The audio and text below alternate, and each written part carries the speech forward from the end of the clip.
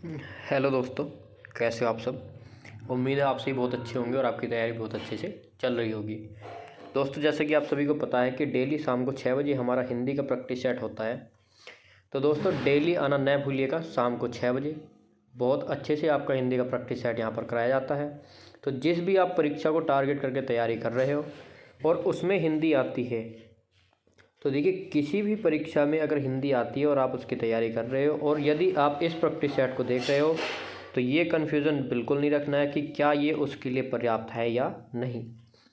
Video को last तक देखना है। वीडियो का कंटेंट देखिए, आपको खुद समझ आ जाएगा कि आपकी तैयारी किस लेवल की हो जाएगी और ये आपके लिए पर्याप्त है या नहीं।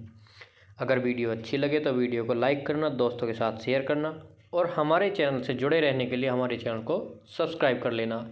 साथ में बेल आइकन को भी प्रेस कर लेना है, जिससे हमारी वीडियोस की नोटिफिकेशन आपको टाइम टाइम मिलते रहें। अब देखिए, मैंने पीडीएफ में ये जो भी क्वेश्चन है उसका आंसर नीचे डाल दिया था। कल से ये आंसर मैं लास्ट में डालूंगा, क्योंकि अगर मैं इसको नीचे करूँगा तो यहाँ या तो फिर ऐसे पढ़ाना पड़ेगा आपको, तो ये बाकी की स्क्रीन बेकार जाएगी, या फिर आपको क्वेश्चन आंसर दिखेगा। तो ये कल से लास्ट में आया करेगा पीडीएफ के। लेकिन आप लोग बोल रहे थे कि सर इनके आंसर भी बताया कीजिए। तो देखिए, आंसर पीडीएफ में डालने से, पीडीएफ आपके लिए सिर्फ प्रैक्टिस के लिए थी, लेकिन अगर आपको आंसर भी चाहिए तो मैं अब आंसर भी डाल दिया करूँगा। तो बात कर लेते हैं अपने पहले क्वेश्चन की कि किस कारक में से विभक्ति का प्रयोग साधन के अर्थ में होता है। तो जब आपको कारक पढ़ाए थे तो मैंने बताया था कि पहले देख लेना है कि से विभक्ति चिन्ह किसकी होती है, और यह वहाँ पर ये भी बताया था कि से विभक्ति किस किस में होती है और उनके बीच अंतर क्या है। अब देखिए, जब आप ये ध्यान करते हो कि कर्ता ने, यानी कर्ता की विभक्ति ने हो गई, कर्म को तो कर्म की विभक्ति को, कर्ता ने कर्म को करण से, तो करण की विभक्ति हमारी हो जाएगी से। और एक होता है अपादान कारक, अपादान की भी विभक्ति चिन्ह से होता है और करण की भी विभक्ति चिन्ह से होता है। संप्रदान की विभक्ति चिन्ह के लिए होता है, तो ऑप्शन नंबर डी हमारा कट जाएगा, और कर्ता की विभक्ति चिन्ह ने होता है तो ऑप्शन बी और ऑप्शन डी दो हमारे दौड़ से बाहर हो जाते हैं। बचा हमारा ऑप्शन ए और ऑप्शन सी। तो देखिए, जब मैंने आपको बताया था कि अगर आपको साधन दे दिया जाए तब होता है आपका करण कारक। और अगर अलगाव की बात की जाए, अलगाव अर्थात अलग होने के संबंध में, अगर अलग होने के संबंध में बात की जाती है, जैसे पेड़ से पत्ता गिरता है तो वहाँ पर होता है अपादान कारक। और राम ने रावण को तीर से मारा, तो यहाँ पर आपको साफ साफ दिया गया है कि को, यानी कि बात किसकी जा रही है, की जा रही है रावण को मारने की। और रावण को किस चीज़ से मारा, तीर से मारा। तो वहाँ पर उस स्थिति में होता है। देखिए, यहाँ पर भी कन्फ्यूज़न हो जाता है कि जब आपको दे दिया जाएगा कि राम ने रावण को तीर मारा और एक होता है तीर से मारा, तो दोनों में डिफरेंस है, ध्यान रखना है। बहुत छोटी छोटी बातों को ध्यान रखते हुए चलना है। यही चीज़ें आपका एक नंबर कम करा देती हैं और यही चीज़ों में आपको कन्फ्यूज़न होता है। जैसे ही आप क्वेश्चन देखते हो कि राम ने रावण को तीर मारा, फटाफट अपादान कारक लगा देते हो, क्योंकि आपको लगता है कि वही क्वेश्चन है, लेकिन दोनों में फ़र्क है। अब आपको समझ आ गया होगा कि हाँ, हमारी वीडियो किस तरह से आपको प्रैक्टिस कराई जाती है या नहीं। बढ़ते हैं नेक्स्ट क्वेश्चन की तरफ। इसका आंसर आपको बता ही दिया है, करण कारक। अगला क्वेश्चन, इसका आंसर मैं आपको नहीं दिखाऊंगा। तो अगला क्वेश्चन है कि कारक के भेद हैं। बताना है आपको कि कारक के कितने भेद होते हैं, 5, 6, 7 या 8। तो आपको कारक कराए थे तब भी बताया था कि कर्ता ने कर्म को यही वाले भेद होते हैं, तो ये कुल मिलाकर के होते हैं आपके 8 भेद। ऑप्शन नंबर डी यहाँ पर आपका करेक्ट हो जाएगा। नेक्स्ट क्वेश्चन है आपका, मैं का बहुवचन। मैं शब्द है, इसका बहुवचन बताना है कि मैं शब्द का बहुवचन क्या है। मुझे, हमें, हमको या हम। तो देखिए दोस्तों, मैं, आई और बी, यानी कि मैं और हम फर्स्ट पर्सन के प्रोनाउन हैं, और मैं का जो बहुवचन होता है वो होता है हम। मैं एक वचन के लिए और हम बहुवचन के लिए। नेक्स्ट क्वेश्चन है, नेक्स्ट क्वेश्चन की बात करते हैं। तो नेक्स्ट क्वेश्चन कहता है कि बाबा ने मुकेश को डंडा मारा। अब देखिए, फिर वही वाली बात आ गई। तो यहाँ पर आपको क्लियर हो जाएगा, अपादान कारक भी है, करण कारक भी है, कर्ता कारक भी है और संबोधन कारक भी है। अब यहाँ पर अगर आप सोचते हो कि डंडे से मारा की विभक्ति चिन्ह का लोप है तो आप इसको करण कारक लगा दोगे और बाकी के ऑप्शन कर दोगे आप गलत, जबकि इसमें फ़र्क होता है, डंडा मारा या डंडे से मारा। अब आपको बताना है कि यहाँ पर कौन सा आंसर करेक्ट होगा।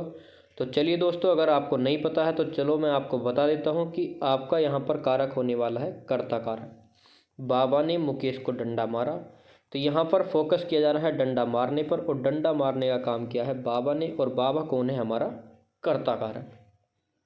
अगर यहाँ पर होता कि डंडे से मारा तो यहाँ पर आपका फिर वही पिछला वाला क्वेश्चन हो जाता, साधन की बात की गई है, साधन तो है लेकिन साधन पर डिफाइन नहीं किया गया, यानी कि फोकस नहीं किया गया है, तो यहाँ पर आपका कर्ता होगा, अन्यथा आपका करण कारक होता। बात कर लेते हैं अगले क्वेश्चन की। अगला क्वेश्चन है, मुरली गांव से चला गया। बताना है कि इसमें कौन सा कारक है, कौन में दो मात्राएं लगती हैं। जब पीडीएफ कन्वर्ट करता हूँ, आपको पिछली वीडियो में बताया था, तो कुछ ना कुछ गड़बड़ हो जाता है। तो मुरली गांव से चला गया, तो देखिए यहाँ से मैंने आपको बताया था कि जब आपसे अलग होने का सेंस कहा जाए, अलगाव की बात की जाए, तो वहाँ पर होता है आपका अपादान कारक। तो सीधे सीधे आपका ऑप्शन नंबर बी करेक्ट हो जाएगा। लेकिन यहाँ बहुत से बच्चों को संबंध कारक में कन्फ्यूजन होता है कि सर संबंध में भी तो आता है का, की, के, रारी, रे या से। गांव का और मुरली का संबंध दिखाया गया है, लेकिन दोस्तों यहाँ पर बात फोकस किया गया है चला जाने पर। गांव से चला गया तो यहाँ पर अलगाव की बात की जाएगी, तो ज़्यादा जो मान्यता दी जाएगी वो दी जाएगी अपादान कारक को। नेक्स्ट क्वेश्चन की तरफ चलते हैं। आपका यहाँ पर ऑप्शन भी देख सकते हो, ऑप्शन नंबर बी आपका करेक्ट है, यानी कि अपादान कारक। इसी तरह से आपको सभी क्वेश्चन के आंसर मिलते रहेंगे। नेक्स्ट क्वेश्चन आ जाता है आपका जो सो। बताना है कि जो सो में कौन सा सर्वनाम है, प्रश्नवाचक सर्वनाम है, निश्चयवाचक सर्वनाम है, संबंधवाचक या इनमें से कोई सा भी सर्वनाम नहीं है। तो चलिए बता दूं आपको, जो सो ये होता है आपका संबंधवाचक सर्वनाम। जो जैसा करेगा सो वैसा भरेगा, या जो बोएगा सो काटेगा या पाएगा। इस तरह से सो, जो, सो, संबंध। अगर प्रश्नवाचक की बात की जाए, एक सेकंड, अगर प्रश्नवाचक की बात की जाती है तो तब वहाँ पर आता है कौन। कौन, कैसा, क्यों, इस तरह से आपसे प्रश्नवाचक शब्द दिए जाते हैं प्रश्नवाचक वाक्य में। निश्चयवाचक यह आपका निश्चयवाचक होता है। संबंधवाचक आपको बता ही दिया, और इनमें से कोई नहीं का कोई सेंस बनता ही नहीं। तो यहाँ पर आपका सी ऑप्शन करेक्ट है। नेक्स्ट क्वेश्चन की तरफ चलते हैं। कौन सा निश्चयवाचक सर्वनाम का उदाहरण है। तो देखिए आज कितना बेस्ट प्रैक्टिस सेट है, जो आपको पीछे बताता हूँ वही क्वेश्चन आगे आ जाता है। तो आपको नंबर आज फ्री के मिलने वाले हैं, और ये एक नंबर भी आपका हो गया फ्री का। अभी पीछे ही बताया था कि यह निश्चयवाचक सर्वनाम होता है, तो यह ही आ गया। कौन आपका प्रश्नवाचक सर्वनाम होता है कि कौन आया है, तो यानी कि प्रश्न किया गया है, फिर आप उसका उत्तर दोगे कि राम आया है, श्याम आया है, या कोई भी जो भी। आप होता है निजवाचक सर्वनाम। कोई होता है अनिश्चयवाचक सर्वनाम कि कोई आया है, मतलब पता नहीं कौन आया है। आपकी माता ने पूछा कि कौन आया है, तो प्रश्नवाचक आपने उत्तर दिया कि माता जी कोई आया है, यानी कि आप उस व्यक्ति को पहचानते नहीं हो, तो आप बोलोगे कि कोई आया है, जा कर के देख लो। नेक्स्ट क्वेश्चन आता है क्वेश्चन नंबर 8। लड़का दौड़ता है। वाक्य में लड़का किस संज्ञा का उदाहरण है। तो फोकस किया गया है लड़के पर। लड़का एक जातिवाचक संज्ञा है, भाववाचक संज्ञा है, या जातिवाचक और भाववाचक दोनों ही हैं, या फिर व्यक्तिवाचक संज्ञा है। तो मैं आपको बता दूं, अगर किसी का नाम दिया होता है तो वहाँ पर होता है व्यक्तिवाचक संज्ञा। भाववाचक संज्ञा होता है जैसे हरियाली, प्यार, घृणा, गुस्सा, इस तरह से आपके भाववाचक संज्ञाएं होती हैं। और जातिवाचक संज्ञा लड़का, गाय, तो ये सब आपके जाति को दर्शाते हैं। यानी कि जिससे पूरी जाति का बोध हो। यानी जितने भी लड़के होते हैं तो लड़का दौड़ता है, तो पूरा वर्ग होता है एक लड़का। और किसी निश्चित की बात की जाए तो वो व्यक्तिवाचक हो जाएगा, यानी किसी व्यक्ति की बात की जाती है। जैसे राम दौड़ता है, तो वहाँ पर होगा आपका व्यक्तिवाचक संज्ञा। नेक्स्ट क्वेश्चन है आपका, बालक पढ़ता है। अब बताना है कि पढ़ना जो है वाक्य में पढ़ता है तो ये क्या है। पढ़ना जातिवाचक संज्ञा है, भाववाचक संज्ञा है, दोनों है या क्रिया है। तो दोस्तों क्रिया ऐसे नहीं लिखा जाता, क्रिया ऐसे लिखा जाता है। तो यहाँ पर आपका पढ़ना क्रिया ही होता है, यानी कि ऑप्शन नंबर डी आपका करेक्ट हो जाएगा कि बालक पढ़ता है, पढ़ना है क्रिया। नेक्स्ट क्वेश्चन की तरफ चलते हैं। नेक्स्ट क्वेश्चन है क्वेश्चन नंबर 10। अभिषेक का सही संधि विच्छेद क्या होगा। तो अभिषेक का सही संधि विच्छेद पहला वाला होगा अभी प्लस के सेक, अभी प्लस के सेक छोटा वाला से, अभी प्लस के सेक और अभी है प्लस के सेक। तो यहाँ पर आपको बताना है कि कौन सा ऑप्शन आपका करेक्ट होने वाला है। तो दोस्तों आपको ये बहुत आसान सा लग रहा होगा, लेकिन मैं आपको बता दूं यहाँ पर 80% बच्चे मार खाने वाले हैं, क्योंकि वो बहुत ज़्यादा गलत करने वाले हैं। तो यहाँ पर सही संधि होगी ऑप्शन नंबर बी, अभी प्लस के सेक। आपको ये बिल्कुल गलत लग रही होगी, लेकिन मैं आपको बता दूं ये ही सही है। अभी प्लस के छोटा वाला से और एक ही मात्रा और के, कोई विसर्ग नहीं लगेगा, सीधे सीधे अभिषेक। तो ऑप्शन नंबर बी वाला बिल्कुल करेक्ट हो जाएगा। नेक्स्ट क्वेश्चन आ जाता है आपका घुड़दौड़। घुड़दौड़ का सही संधि विच्छेद क्या होगा। घुड़ प्लस के दौड़, घोड़ प्लस के दौड़, घोड़ा प्लस के दौड़ या इनमें से कोई नहीं। यहाँ पर भी 75% बच्चे बिल्कुल गलत करने वाले हैं, क्योंकि ये बिल्कुल अलग लेवल का क्वेश्चन है। तो जितने बच्चों ने भी ऑप्शन नंबर सी टिक किया है, घोड़ा प्लस के दौड़, सभी का हो जाएगा करेक्ट। तो देखिए आपको बिल्कुल नहीं लग रहा होगा कि घोड़ा प्लस के दौड़ होगा। बहुत सारे बच्चों ने घुड़ प्लस के दौड़ लगाया होगा कि सर ये तो बहुत ही ज़्यादा आसान है। तो दोस्तों मैं आपको बता दूं, जो दिखने में आसान लगता है वही एक्चुअली बहुत ज़्यादा कॉम्प्लिकेटेड होता है। अब आपने देखा होगा कि आपकी गली में एक बच्चा ऐसा होता है कि सबकी नज़रों में बहुत सीधा बन के रहता है और चुप चुप काम करता रहता है, और आप जो आपके कैटेगरी के लोग होते हैं वो खुलेआम करते हैं कि वो तो कहते हैं कि हाँ मैंने ये किया है तो किया है, और जो ये बच्चा है ये उसको छिपा कर करता है, जिसको बोलते हो आप लोग चुप मार।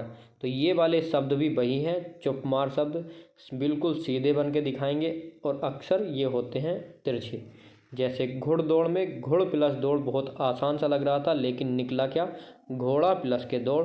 तो इस तरह के क्वेश्चन को आपको नोट कर लेना है कि आपका आगे जा कर के गलत ना हो। नेक्स्ट क्वेश्चन है, तपोवन में प्रयुक्त संधि का नाम बताइए। कि तपोवन में कौन सी संधि होगी, स्वर संधि, व्यंजन संधि, विसर्ग संधि या इनमें से कोई नहीं। तो दोस्तों मैं आपको बता दूं, अगर आपको संधि विच्छेद करना आता है तब आप संधि का नाम भी आसानी से बता सकते हो। अगर आपकी संधि पक्की नहीं है, आपको कोई भी डाउट कोई भी कन्फ्यूज़न रह रहा है, तो आपको जाकर के वीडियो देख लेनी है। लिंक डिस्क्रिप्शन में दी हुई है, पूरी की पूरी प्लेलिस्ट की लिंक है, वहाँ से जाकर के आप किसी भी टॉपिक की कोई भी वीडियो देख सकते हो। तो हमारा यहाँ पर हो जाएगा तपह प्लस के वन, तो ये क्या होगा आपका तपोवन। तो यहाँ पर आपका ऑप्शन नंबर सी बिल्कुल करेक्ट हो जाएगा, यानी कि विसर्ग संधि। नेक्स्ट क्वेश्चन आ जाता है, जो फूल आधा खिला हो उसको क्या कहेंगे। कमल का फूल कहेंगे, मुकुल, गेंदा या संकुल। तो देखिए दोस्तों आपको यहाँ पर देख लेना है कि कमल का फूल आधा खिला हुआ नहीं होता, ये कोई अर्थ नहीं हुआ, ना ही ये वाला होता है आपका ऑप्शन नंबर सी। दो में आपका कन्फ्यूजन रह जाता है। अब आपके लिए 50-50 रह गया है। अब आपको बताना है कि ऑप्शन बी होगा या ऑप्शन डी। तो यहाँ पर आपका ऑप्शन बी जितने बच्चों ने टिक किया है मुकुल। तो जो फूल आधा खिला हो उसको बोलते हैं मुकुल। नेक्स्ट क्वेश्चन है क्वेश्चन नंबर 14, छोटी छोटी बूंदों की वर्षा। तो छोटी छोटी बूंदों की वर्षा छींटे होती हैं, छीपी, झींसी या पीपी। तो यहाँ पर आपका करेक्ट आंसर हो जाएगा ऑप्शन नंबर सी। जितने बच्चों ने भी ऑप्शन नंबर ए टिक किया था सभी का यहाँ पर गलत हो जाएगा। छोटी छोटी बूंदों की वर्षा होती है झींसी। नेक्स्ट क्वेश्चन की तरफ चलते हैं। क्वेश्चन नंबर आ जाता है आपका 15। वह स्त्री जिसका पति आने वाला है, आगंतुक, अतिथि, आगम, यह है आगमिष्य पति का या अगम। तो क्वेश्चन नंबर 15 का जितने बच्चों ने भी ऑप्शन नंबर सी टिक किया था आगमिष्य पति का, सभी का यहाँ पर करेक्ट हो जाएगा। जिस स्त्री का पति आने वाला है, आगमिष्य पति का। नेक्स्ट क्वेश्चन आ जाता है आपका क्वेश्चन नंबर 16। बारात के ठहरने का स्थान। तो देखिए आप लोगों ने ये एक वर्ड बहुत बार सुन भी रखा होगा और फिर भी आप इस तरह के ऑप्शंस देख करके कंफ्यूज हो जाते हो। बारात ठहरने का स्थान जनबासा होता है, पंडाल, धर्मशाला या विवाह मंडप। तो चलिए मैं आपको बता दूं कि आपने सुना होगा कि जनबासे में बारात ठहरी है। तो जो सही शब्द आएगा, जो उपयुक्त शब्द आएगा, अनेक शब्दों के लिए एक शब्द जब आते हैं आपके लिए तो उसके लिए आपको उपयुक्त शब्द चूज करना होता है। तो यहाँ पर बारात ठहरने का जो प्रॉपर स्थान होता है उसको जनबासा बोला जाता है। बाकी जो टेंट लगता है उसको बोलते हैं पंडाल। और धर्मशाला में रोक दिया जाता है, लेकिन जब बारात धर्मशाला में रुकती है तो वो स्थान को जनबासा बोला जाता है। ठीक है, आ गई बात समझ में। और विवाह मंडप, तो विवाह का जो मंडप सजा हुआ होता है उसको बोलते हैं विवाह मंडप। नेक्स्ट क्वेश्चन है आपका क्वेश्चन नंबर 17। अब आपको बताना है कि जिसका कोई घर नहीं हो, तो जिसका कोई भी घर नहीं है तो उसके लिए प्रयुक्त शब्द क्या होगा? निर्वासित, लावारिस, अनिकेत या अकिंचन। तो क्वेश्चन नंबर 16 का राइट आंसर यहाँ पर हो जाएगा आपका, तो यहाँ पर आपका राइट आंसर हो जाएगा ऑप्शन नंबर सी, अनिकेत। चलते हैं नेक्स्ट क्वेश्चन की तरफ। तो दोस्तों मैं आपको बता दूं यहाँ पर आपका ऑप्शन बिल्कुल गलत दिया हुआ है, आपको बिल्कुल कंफ्यूज नहीं होना है। आपका ऑप्शन हो जाएगा और यहाँ पर सी। इसलिए मैं बोलता हूँ कि पहले आपको वीडियो देखनी है, उसके बाद PDF पे जाना है, सिर्फ और सिर्फ प्रैक्टिस के लिए। नेक्स्ट क्वेश्चन आ जाता है आपका पावन और पातक शब्द युग्म का अर्थ है।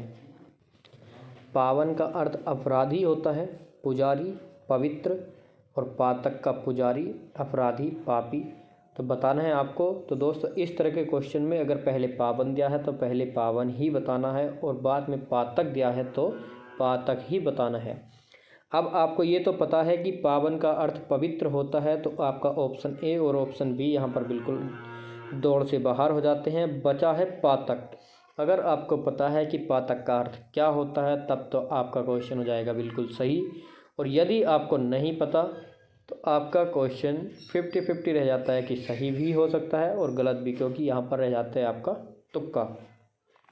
तो चलिए मैं आपको बता दूं, पावन होता है पवित्र और पातक होता है पापी। तो आपका ऑप्शन नंबर सी यहाँ पर बिल्कुल करेक्ट हो जाएगा। नेक्स्ट क्वेश्चन की तरफ चलते हैं। तो नेक्स्ट क्वेश्चन आ जाता है आपका अलंकार। काफ़ी लंबा हो गया तो देखिए एक सेकंड, अब बताना है आपको।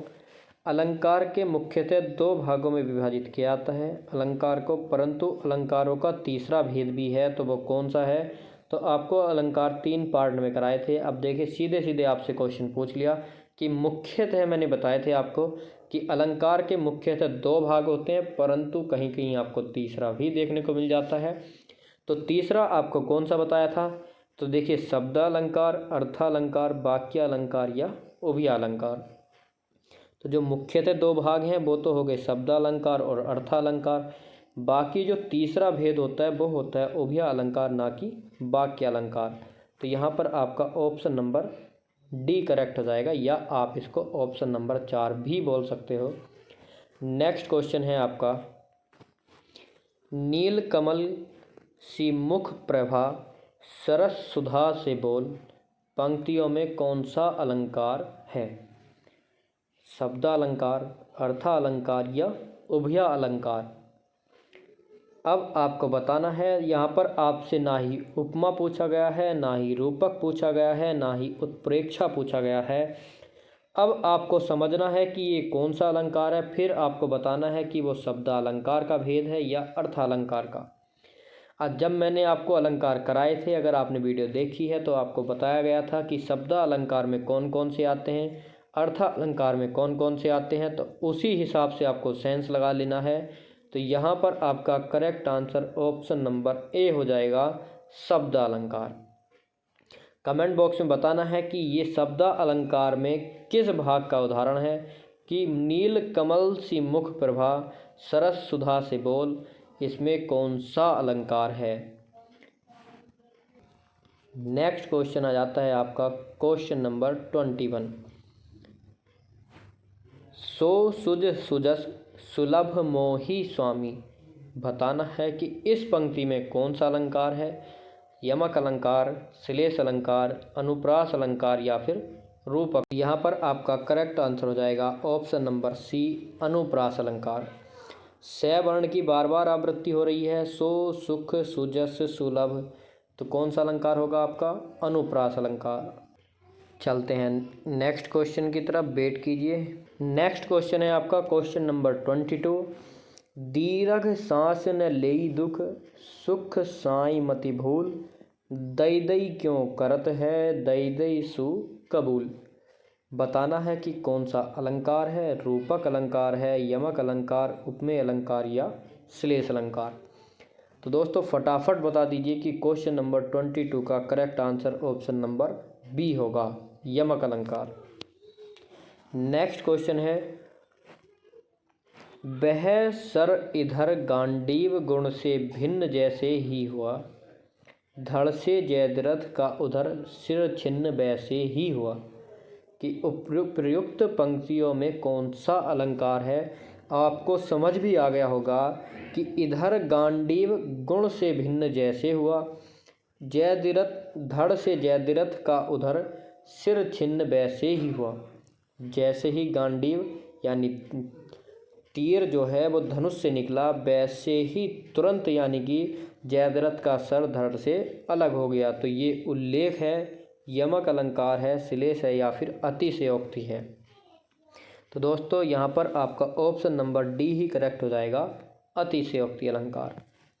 नेक्स्ट क्वेश्चन है आपका क्वेश्चन नंबर 24। यहाँ पर भी आपको अलंकार ही बताना है। तो देखिए अलंकार की एक वीडियो में सेपरेट वीडियो ओनली प्रैक्टिस की मैं आपको करा चुका हूँ। 3 वीडियो में आपको अलंकार कराए थे, एक प्रैक्टिस सेट की वीडियो हो गई, और आज भी आपके इतने सारे अलंकार कवर हो जाएंगे यहाँ पर। तो अब आप समझ सकते हो कि वीडियोज़ आपके लिए कितनी इम्पोर्टेंट है। चाहे कोई सी भी परीक्षा हो, सभी में आपसे अलंकार पूछे जाते हैं, सभी में रस पूछे जाते हैं, छंद, कारक, वर्णमाला, ये सभी चीज़ें आपके प्रत्येक एग्ज़ाम में पूछी जाती हैं, जिसमें भी हिंदी आती है। तो ये वीडियो आपके सभी एग्ज़ाम्स के लिए पर्याप्त रहेगी। तो आपको डेली क्लास में आना है शाम को 6 बजे। बताना है नेक्स्ट क्वेश्चन कि निश्चय होय न वस्तु को सो संदेह कहाय, किंधो यहीं धो यह कि यह यही विधि शब्द जताए। भ्रांतिमान अलंकार, संदेह अलंकार, अन्योक्ति अलंकार या उल्लेख अलंकार। तो यहाँ पर आपका option number A he correct हो जाएगा, भ्रांतिमान अलंकार। क्योंकि यहाँ पर आप देख सकते हो कि निश्चय होय न वस्तु को सो संदेह कहाय, किंधो यही धो यह कि यह यही विधि शब्द जताए, कि कुछ निश्चित नहीं हो पा रहा है।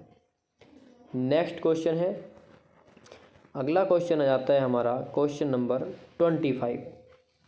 लाल देह लाली लसे अरुधर लाल लंगूर, ब्रज देह दानव दलन जय जय जय कपि सूर। इस पंक्ति में कौन सा अलंकार है। तो यहाँ पर आपका अनुप्रास, यमक, अतिशयोक्ति या प्रतीप अलंकार। तो दोस्तों यहाँ पर जितने बच्चों ने भी ऑप्शन नंबर बी टिक किया है यानी कि यमक अलंकार, सभी का करेक्ट हो जाएगा। नेक्स्ट क्वेश्चन आपका फिर से अलंकार से ही है। कुंद इंदु समदेह उमा रमन करुणायन, जाहि दीन पर नेह करूँ कृपा करुणायतन। उपरोक्त पंक्ति में कौन सा अलंकार है। तो चलिए फटाफट बता देता हूँ, आज आप कहीं बोर ना हो गए हों सिर्फ अलंकार से ही, तो सीधे सीधे आपका उत्प्रेक्ष अलंकार हो जाएगा। नेक्स्ट क्वेश्चन की तरफ चलते हैं। तो अब आपका क्वेश्चन बदल चुका है। बताना है कि आमदनी शब्द किस भाषा का शब्द है, संस्कृत का है, हिंदी, अरबी या फारसी। तो चलिए मैं आपको बता देता हूँ कि आपका ऑप्शन नंबर डी यहाँ पर करेक्ट हो जाएगा। आमदनी शब्द फारसी भाषा का शब्द है। नेक्स्ट क्वेश्चन है आपका, दिए गए विकल्प में से वर्तनी की दृष्टि से कौन सा शुद्ध है, पल्लव, सामान्य, कालांतर या परिहास। तो देखिए आपका ऑप्शन नंबर सिर्फ बी करेक्ट है, सामान्य शब्द। बाकी पल्लव में सेकंड ले बड़ा होता है, कालांतर नहीं होता, कालांतर होता है, परिहास में रे पर छोटी की मात्रा लगती। तो आपका ऑप्शन नंबर बी बिल्कुल करेक्ट है। और आज का लास्ट क्वेश्चन नहीं है, ये सेकंड लास्ट क्वेश्चन है। उल्टे उस्तरे से मूंडना मुहावरे का अर्थ बताना है। 4 ऑप्शन आपके ये रहे, बताना है कि कौन सा ऑप्शन आपका करेक्ट है। उल्टे उस्तरे से मूंडना, विपरीत या नियम विरुद्ध काम करना, किसी बात पर ध्यान न देना, ठग लेना या बहुत थोड़ा फर्क होना। तो यहाँ पर ऑप्शन नंबर सी करेक्ट होगा, ना कि ऑप्शन नंबर ए, उल्टे उस्तरे से मूंडना, ठग लेना। आज का लास्ट क्वेश्चन, काली पंक्ति, सिर्फ इतना दिया गया है, आपको कंफ्यूज नहीं होना है कि आपसे 2 वर्ड दिए गए हैं कि काली पंक्ति, और बताना है कि इसमें अलंकार कौन सा है। तो देखिए ये क्वेश्चन मैंने आपके लिए इसलिए रखा है कि कहीं कहीं आपको इस तरह से दे दिया जाएगा। अगर आप हार्ड लेवल चाहते हो तो ये छोटे एग्जाम्स में आपसे नहीं पूछा जाएगा, बहुत अच्छे लेवल का क्वेश्चन है। तो इसमें मैं आपको डायरेक्टली बता देता हूँ कि कौन सा अलंकार होगा। तो यहाँ पर है आपका उपमा अलंकार। अब देखिए ना ही कोई सा है ना ही सम है, कुछ नहीं दिया गया है, फिर भी आपका उपमा अलंकार है। तो इसलिए आपको इस तरह के क्वेश्चन को नोट कर लेना है। ये सिर्फ आपको लेवल दिखाने के लिए क्या है कि अगर आप मुझसे बोलोगे कि सर लेवल बढ़ाइए, तो देखिए आप लेवल समझ सकते हो कि कितना उच्च स्तर तक आपको पढ़ाया जा सकता है। लेकिन ये आपके किसी काम का नहीं होगा, तो मैं आपके एग्ज़ाम के पॉइंट ऑफ व्यू से ही आपको पढ़ाता हूँ। आप चाहे कांस्टेबल का एग्ज़ाम दो, चाहे आप फॉरेस्ट गार्ड का दो, चाहे आप लेखपाल का दो, ये वीडियो सभी के लिए आपके लिए पर्याप्त है। तो अगर दोस्तों वीडियो अच्छी लगी हो तो वीडियो को लाइक करना, दोस्तों के साथ शेयर करना, और अभी तक आपने हमारे चैनल को सब्सक्राइब नहीं किया है तो सबसे महत्वपूर्ण बात, चैनल को सब्सक्राइब कर लेना है, बेल आइकन को प्रेस कर लेना है, और पीडीएफ के लिए आपको हमारे टेलीग्राम ग्रुप को ज्वाइन कर लेना है, जिसकी लिंक आपको डिस्क्रिप्शन में दी हुई है। तो चलिए दोस्तों, आज की वीडियो यहीं तक रखते हैं। धन्यवाद।